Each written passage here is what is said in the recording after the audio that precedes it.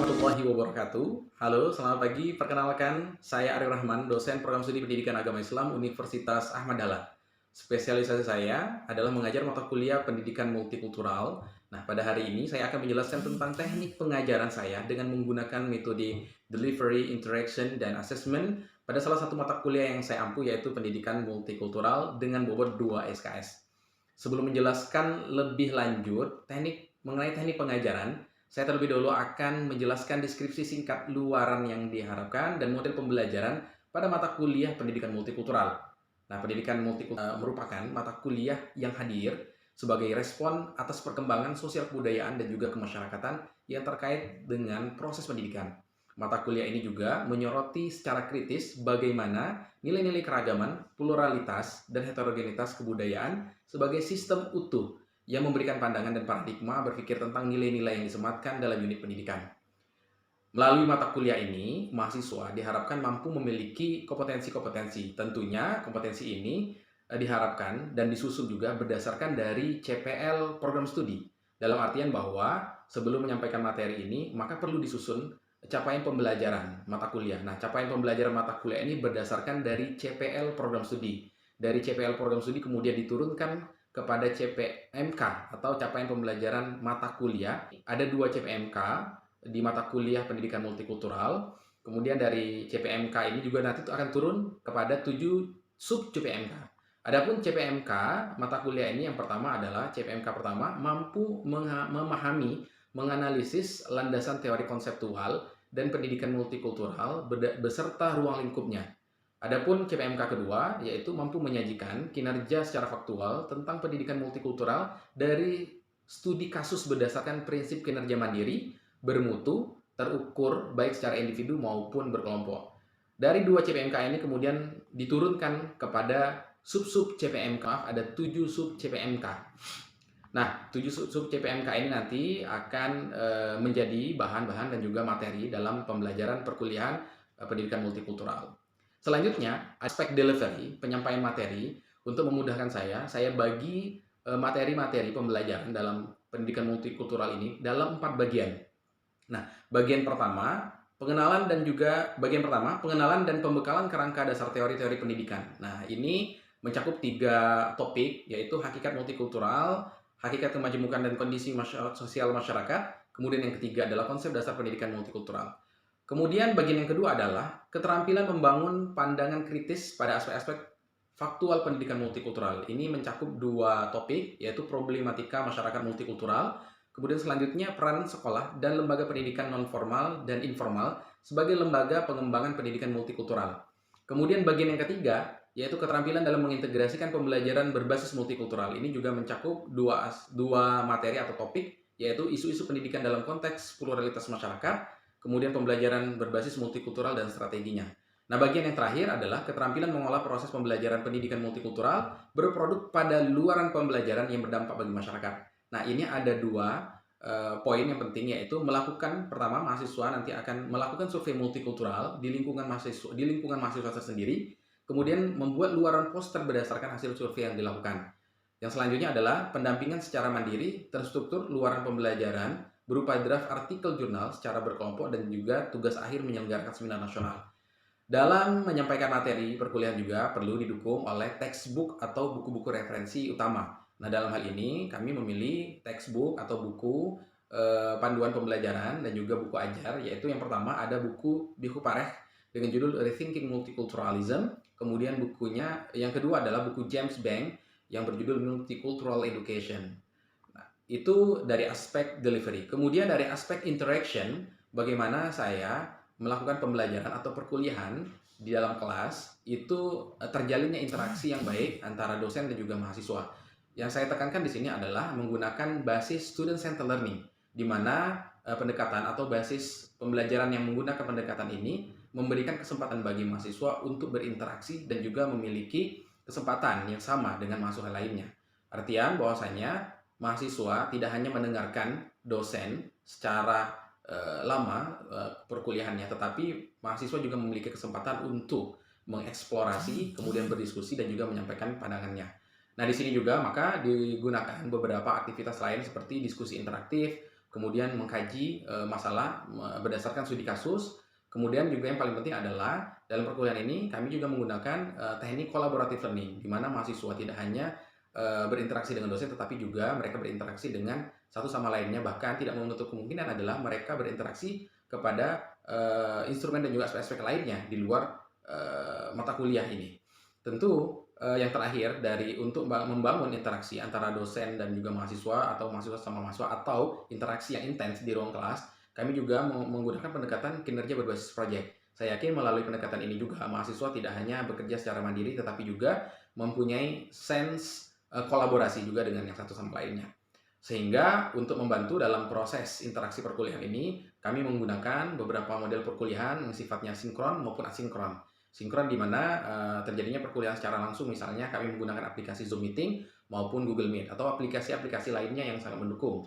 Kemudian yang kedua, dengan model asinkronus di mana mahasiswa atau interaksi antara dosen dan mahasiswa atau interaksi dalam pembelajaran di kelas juga terjadi misalnya dalam WA group, WhatsApp group di kelas, kemudian juga Google Classroom atau aplikasi lainnya.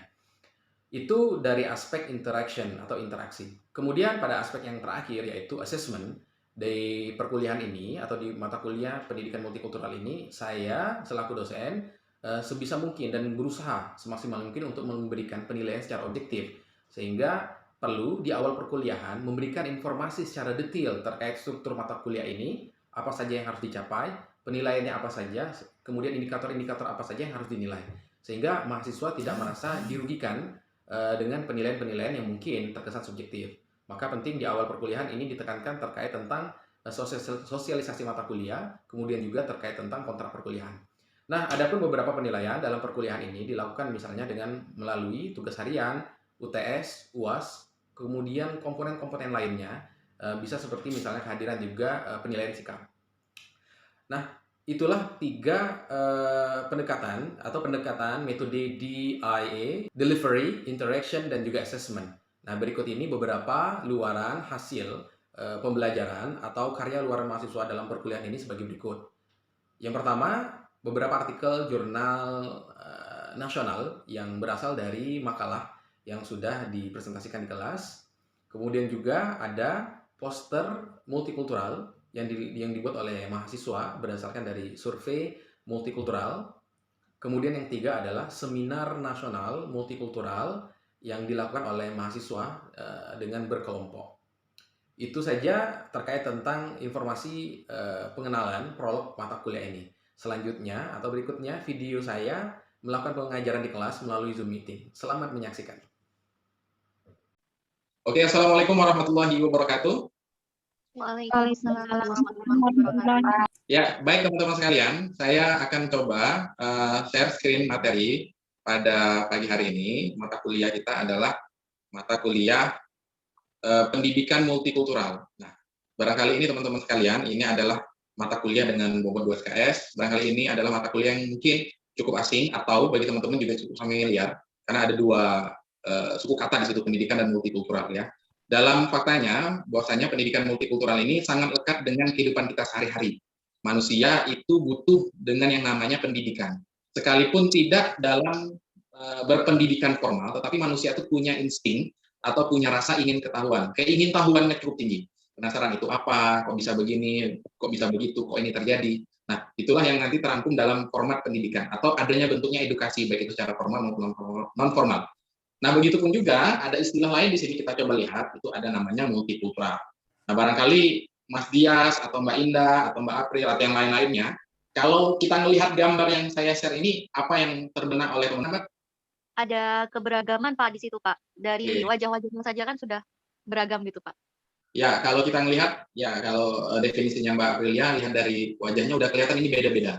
Oke, yang lain itu bisa benar. Yang lain mungkin ada yang mau berkomentar. Dari gambar ini saja, barangkali ini akan mewakili apa yang menjadi topik pembahasan kita, dan ini akan menjadi kunci masuk dari mengenal pendidikan multikultural. Walaupun sebenarnya gambar ini tidak semuanya menggambarkan dari multikultural, itu banyak aspek, tapi sebenarnya gambar ini mewakili saja.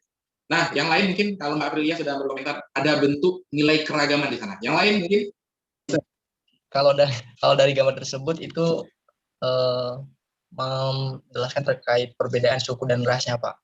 Ya, Oke, jadi Mas Nuruddin melihat perspektif dari suku dan ras, ternyata mereka ini akan terlihat Pak bahwasanya, atau Mas atau Mbak, bahwasanya dari wajah, dari struktur apa namanya, warna kulit segala macam, selain bentuk keragaman, tapi ini mewakili juga berbagai dari kultur dan juga daerah masing-masing. Betul ya, bisa menjadi bahan ajar dan juga buku ajar dalam perkuliahan mata kuliah kita.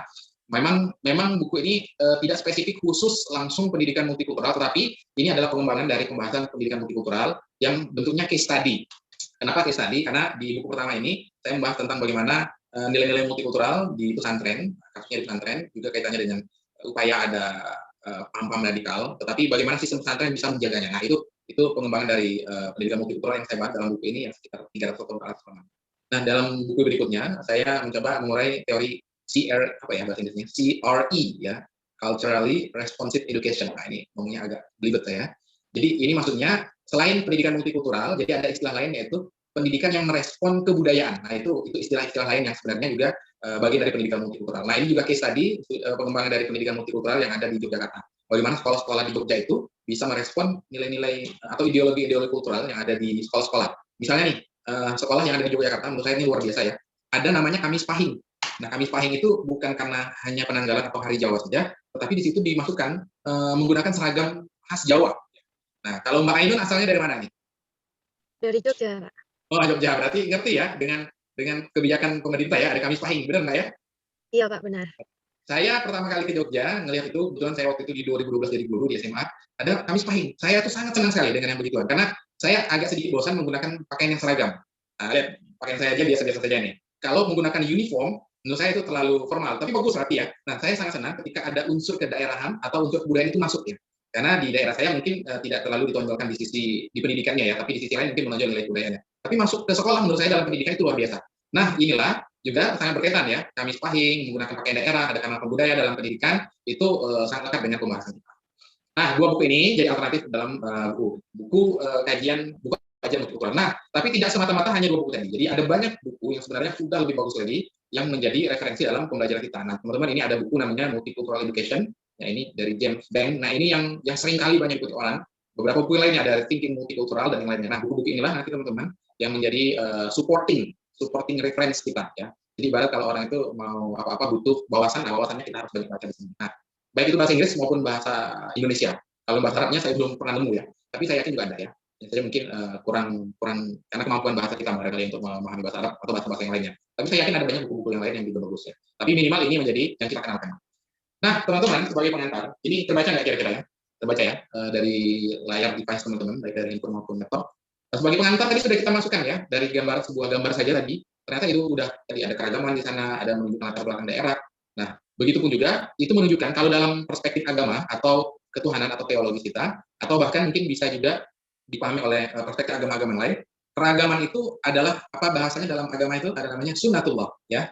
Nah, jadi ada yang tinggi, ada yang rendah, ada yang apa namanya, ada yang siang malam. Begitupun manusia, ada orang yang wujudnya itu beragam-agam. Tadi kita kelihatan. Nah, kalau itu juga bisa diwakili nih dengan gambar kartun ini. Jong Blaster, apalagi ini ya. Jong Batak, Jong Manado, Jong Japana. Ini ada nyebutnya One Indonesia. Oh, ini bahasa Inggris ya. Oh, orang Blasteran maksudnya ya. Orang Blasteran. Jong Batak, Hita. Ada yang dari Batak nggak sih nih? Saya bacanya takutnya salah nih. Hita Sedaba. Kayaknya orangnya nggak gitu ya. Coba Mbak Ulfiana, orang satu tuh, bisa nggak bacanya nih? Nggak tahu Pak logatnya gimana. Ya, orang satu toh, Siji. Nah, Siji ini benar mungkin ya. Orang Ambon and Indonesia, orang Papua kita orang satu, mungkin barangkali mirip-mirip gitu ya. Nah, jadi teman-teman di Indonesia saja kita memiliki keragaman yang luar biasa ya. Itu kalau presiden itu siapa presiden kita tuh Pak Jokowi, seringkali kan kalau keliling ke Indonesia dia selalu ingin mengenalkan tebak-tebakan ikan, apalagi tebak-tebakan bahasa daerah, tebak-tebakan apa. Nah, itu ingin mengenalkan secara tersirat tentang keragaman yang ada di Indonesia. Nah, barangkali yang ada di Indonesia tentu juga berbeda dengan yang ada di luar Indonesia ya. Itu juga dipengaruhi dari ya berbagai macam hal ya. Ada juga termasuk kemajuan teknologi, interaksi yang semakin cepat, kemudian juga ada bentuknya asimilasi. Dulu orangnya nggak gini, tapi sekarang semakin besar masyarakat pola komunikasinya begini misalnya. Orang-orang juga ada perubahan-perubahan secara sosial maupun kultural. Dan itu juga pengaruhi dari mungkin komunikasi antar bangsa.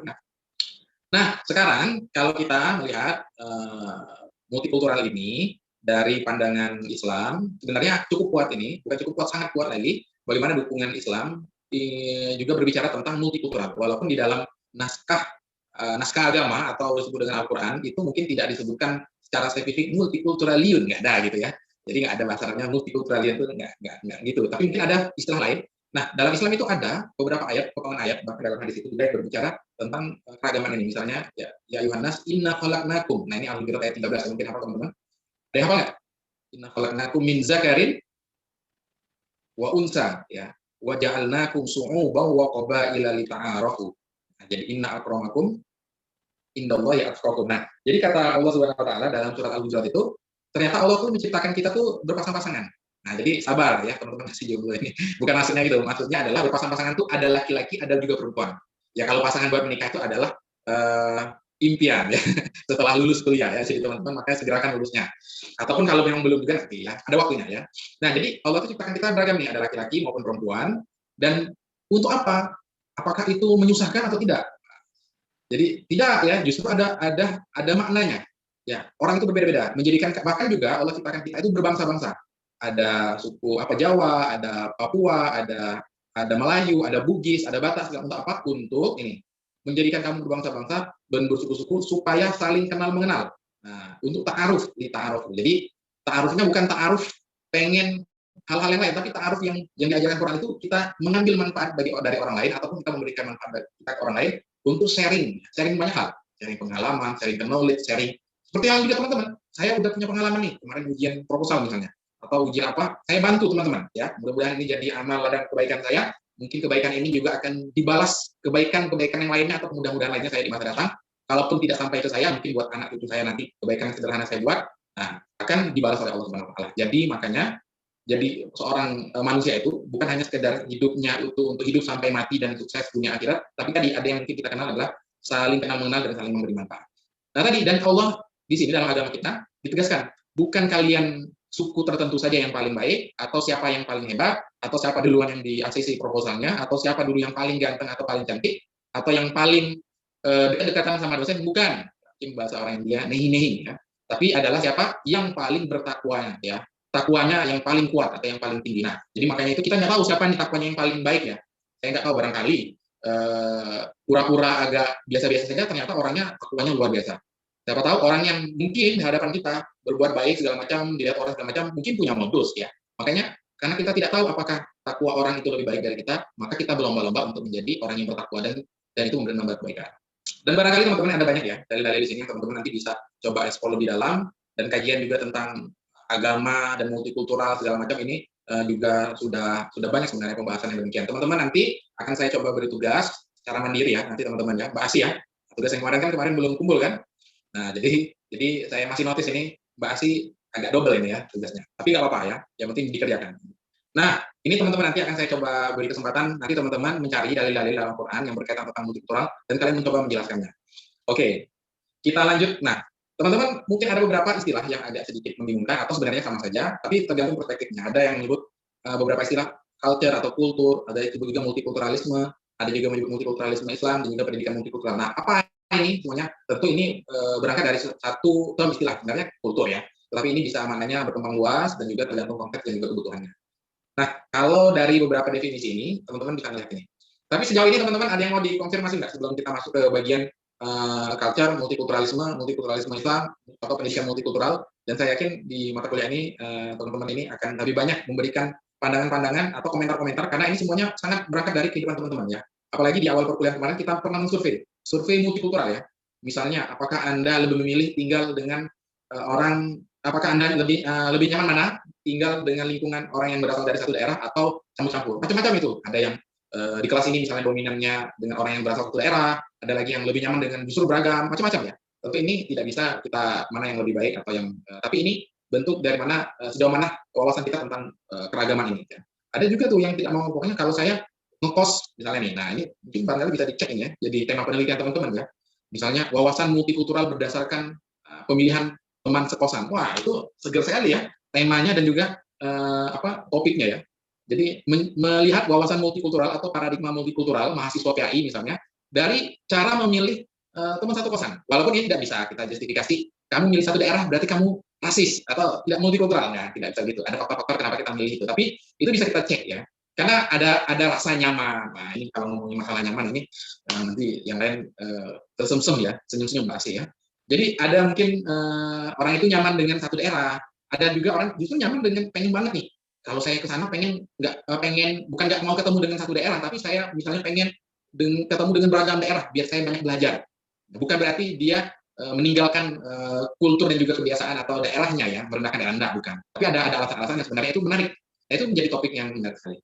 Nah, ini teman-teman, kultur dalam beberapa karakteristik. Jadi, meminjam beberapa teori yang mewakili dari pembahasan ini, misalnya dari kotak. Nah, ini bukan band ya, bukan band, tapi ini nama orang ya. Nah, ini kutipan dari Ainul Yakin, apa itu kultur? Sesuatu yang general ya. Ya, sesuatu yang general, yang dimiliki setiap manusia, spesifik, masing-masing berbeda. Itu betul, berbeda ya, setiap orang berbeda. Atau sesuatu yang bisa dipelajari setiap orang, benar ya. Kita bisa mempelajari hal-hal yang baru misalnya. Kemudian juga simbol seperti bendera negara, nah itu juga bagian dari kebudayaan. Kultur itu artinya kebudayaan. Misalnya simbol-simbol tentang seseorang misalnya seperti ini kan kadang bentuk kehormatan, misalnya orang yang bertepuk tangan atau misalnya seperti apa. Kultur dapat membentuk dan melengkapi sesuatu yang secara alami yang dialami manusia ya. Jadi dia kadang berangkat dari suatu hal yang alami, kemudian berkembang luas dan itu kemudian seakan-akan menjadi sesuatu yang disepakati dan itu secara alamiah mengalir saja. Itu juga bagian dari kebudayaan. Atribut yang dilakukan secara bersama-sama ya. Jadi kadang misalnya kelihatan kan orang-orang Indonesia atau orang-orang Jawa ada bentuk keseragamannya atau atribut yang dilakukan bersama. Misalnya apa? Misalnya apa? Ada yang tahu misalnya apa kebiasaan orang Jogja yang kok sama semuanya itu menunjukkan ini orang Jogja. Misalnya apa? Ada yang tahu?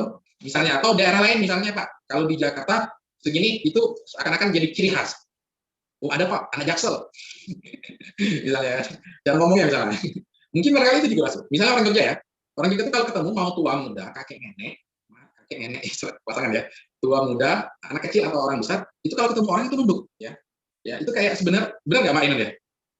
Iya Pak, benar. Tapi mainin nggak nunduk ya. Jadi saya tuh agak cukup kagum ya. Jadi memang itu. Jadi nenek saya pernah lewat nyari kosan waktu itu nenek-nenek kan. Dia nunduk. Harusnya saya mikir kan, saya belum sempat nunduk. Mungkin karena saya agak lambat nunduknya, jadi saya juga nunduk kayaknya. Dan dari situlah kita belajar bahwasanya kebiasaan di tiap-tiap daerah itu menunjukkan semacam atribut ya. Atribut itu bukan sebagai maksud atribut itu suatu menunjuk ciri khas ini jadi orang Jogja. Begitupun juga makanan misalnya. Nah, suka gudeg, suka pedes, suka berbau ikan-ikanan, oh berarti orang Palembang, suka pempek, suka pedes-pedes berarti orang Padang misalnya. Suka manis-manis, oh berarti ini apa namanya orang Jogja misalnya. Seperti saya juga manis soalnya, misalnya ya. Oke, nah baik teman-teman, ini berikutnya kita agak sedikit dipercepat ini. Ada juga definisi multikultural. Kalau tadi kultur itu membentuk semacam atribut segala macam simbol-simbol, tapi multikultural apa? Jadi multikultural ini yang lebih sesuai dan diterima untuk kebutuhan kontemporer bahwasanya orang-orang dari berbagai kebudayaan yang beragam secara permanen hidup berdampingan satu dengan yang lainnya. Mereka mencoba memahami mereka secara penuh empati dan mengapresiasi kebudayaan lain secara positif. Nah, barangkali juga ada banyak definisi multikultural yang mungkin mewakili hal yang lainnya. Dalam definisi saya yang paling sederhana, jadi multikultural itu tadi mengambil manfaat, ya bukan hanya mengakui keragaman, tetapi mengambil manfaat dari perbedaan. Kalau misalnya hanya sekedar mengakui, oh ini kamu ini sudah ngakuin saja, ya itu mengakuin. Nah, tapi multikultural ini ibarat kayak naik tangga satu tangga lagi, bukan hanya mengakui, tapi mereka bisa hidup berdampingan, mengambil manfaat satu sama lainnya. Kalau ada orang kesusahan, misalnya seperti apa dia bisa membantu, ya. Jadi ada bukan hanya toleransi, tetapi juga dia berkontribusi, ya. Nah, dalam Islam ada juga nih perspektif multikulturalisme Islam. Ajaran Islam yang yaitu ajaran Islam yang mulia. Ada beberapa istilah yang sering kita dengar ya. Misalnya al-ukhuwah. Nah, ini ukhuwah itu persaudaraan ya. Islam itu nggak mengenal kamu bangsa mana segala macam, tapi kalau menyebutkan umat Islam itu seperti satu batang tubuh. Ya, seperti sholat itu nggak ada. Yang paling depan itu kadang, tapi kalaupun ada acara-acara kadang udah dibuat juga ya. Ini barisan ini itu hanya untuk mengatur saja ya. Tapi sebenarnya dalam Islam itu kalau udah satu baris dalam sholat semuanya sama. Ya. Al-musawah. Musawah itu dari kata sawa, sama atau persamaan atau kesetaraan, tasamuh, toleransi, adalah equal kalau bahasa Inggrisnya, jadi keseimbangan. Jadi sebenarnya dalam Islam itu nggak ada yang namanya diskriminasi segala macam kalau memahami makna dalam ini. Karena kenapa emang ini Pak kan biasa saja. Nah dalam perjalanan kehidupan Nabi istilah-istilah ini itu muncul dalam hidup Nabi dan itu dicontohkan. Apalagi kalau bukan yang orang yang kita contoh yaitu Nabi ya. Nah, ada juga orang-orang yang lain mungkin menginspirasi kehidupan ya sehingga merubah cara pandang juga menggerakkan kita. Tapi dalam Islam ada satu model kehidupan yaitu Nabi Muhammad SAW. Walaupun tidak menutup kemungkinan orang lain juga bisa memberikan pelajaran bagi kita atau menginspirasi. Nah, teman-teman itu multikulturalisme Islam. Nah, pendidikan multikultural.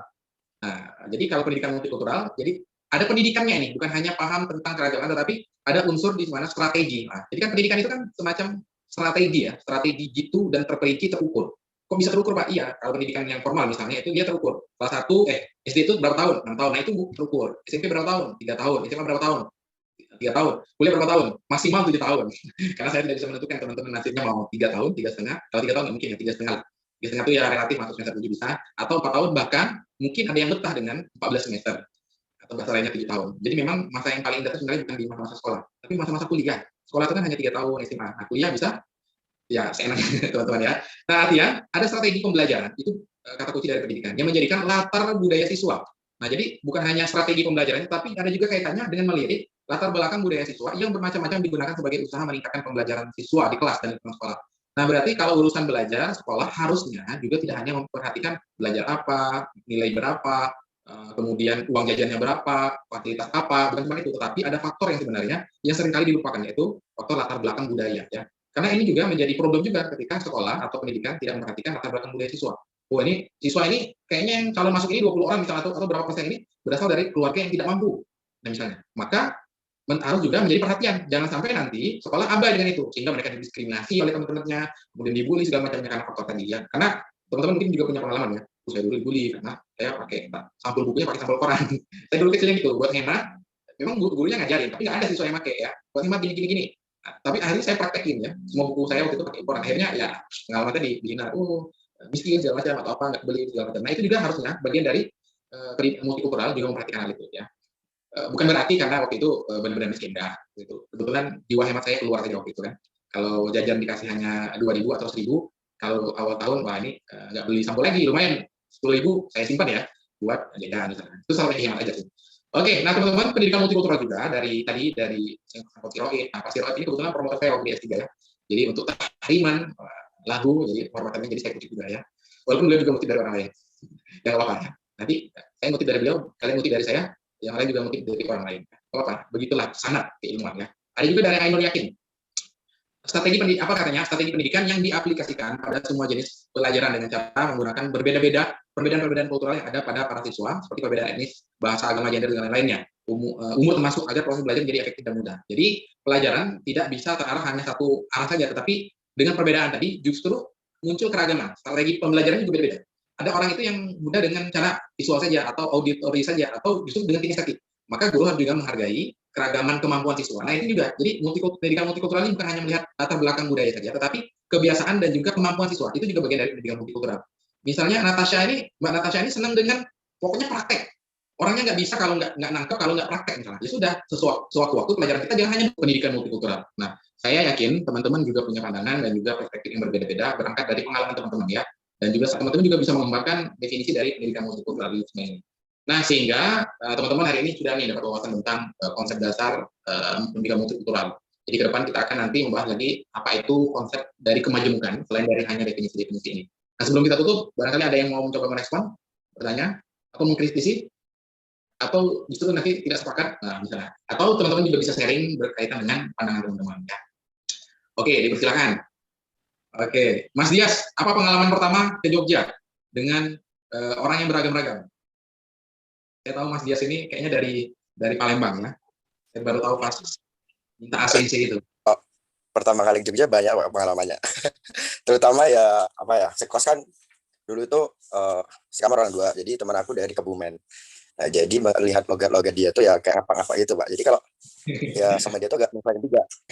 Apalagi kita kan basicnya Palembang tuh gak keras gitu kan, ngegas gitu. Jadi dia tuh gak gimana gitu, Pak. Banyak bertanya loh, kamu ngegas gitu. Enggak, aku biasa aja. Padahal logat saya tuh kayak gitu loh, masih terbatas bahwa itu logat Palembangnya tuh. Jadi saya harus menyesuaikan dia itu seperti kayak orang Jawa juga gitu.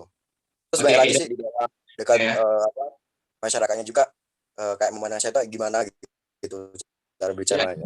Tapi sekarang ya. Oke, makasih Mas Dias. Dari ceritanya dia, udah bisa menyesuaikan. Masya Allah. Ya, dari ceritanya dia sini ada something learn yang bisa kita ambil ya.